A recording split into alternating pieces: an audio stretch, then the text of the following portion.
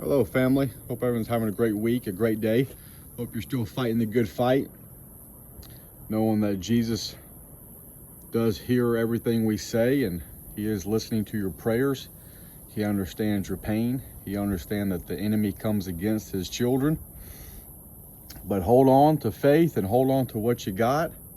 And I'm just taking a stroll outside, enjoying some of this warm weather here in February, and I looked up at the sky and I saw the two stars. I said, man, those guys are very close to each other.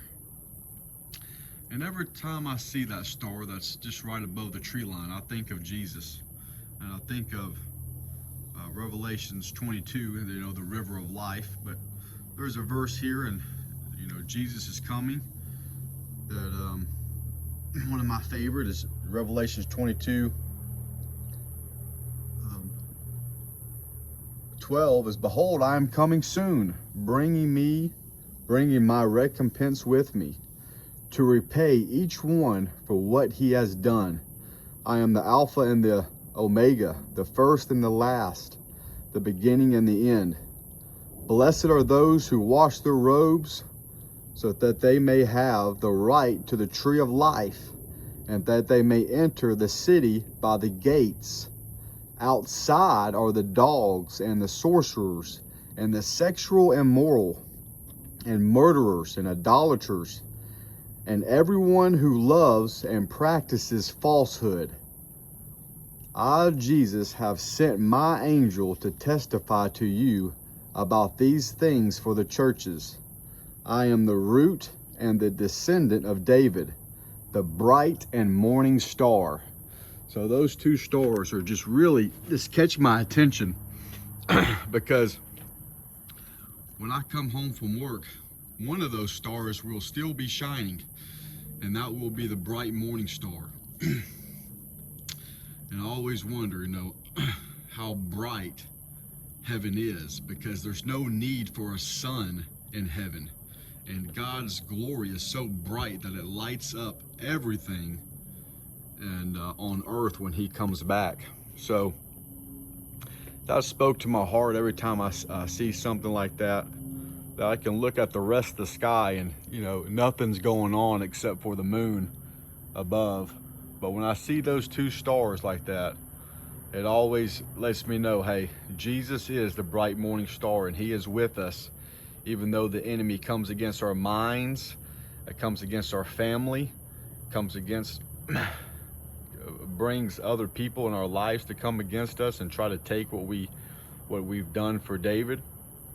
You know, we scatter that seed for Christ, and someone else scatters other seeds on top of it and tries to choke out the word of God. That's why we must live every day and try to be an example of what Christ would do in a particular situation. Every day I have a flaw that I'll try to work on, and I'll work on a lot of things. And and so we're always trying to work on those things to better ourselves, you know, being irritable, being short-tempered, not taming our tongues, you know, rebuttaling someone when they snarl back at us, we snarl back at them. And so we always are working on those things, just to let God deal with that and let him be our advocate, and let Jesus be our defender. He'll defend his children. If we act like him, he's going to defend us. He knows what it feels like to be persecuted, all right? He knows that feeling.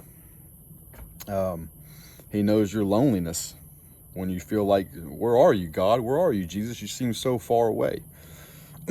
So when I just walk outside just to have thoughts to myself, and I look up, and I look up for, you know, he says, look up, for your redemption draws nigh. Your redemption draws near. He is going to come from the heavens down to earth. He's not going to summon from the earth up. He's coming from the heavens down. So I thought I'd just share this with you, that, you know, whatever you're going through, Jesus is with you, and he's going to make it better. Give him some time. Give him a week. Give him some time, right? To let him see he's going to show you his power. and when he gets you through something, and that next week or that tomorrow will be a better day for you, right? He's close to the brokenhearted.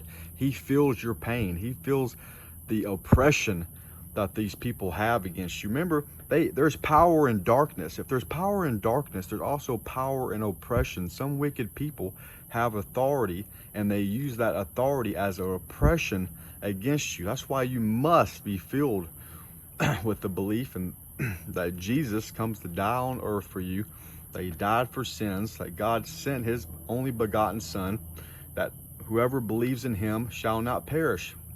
And then from there, we build ourselves up in the truth and the word of God, and then we practice that out to others, and we bear fruit for him. So so sometimes you just got to look up and know that Jesus is there. All right, he's not physically here on earth yet, but he will come back and bring his recompense with him. So God bless, family, and know that Jesus is listening.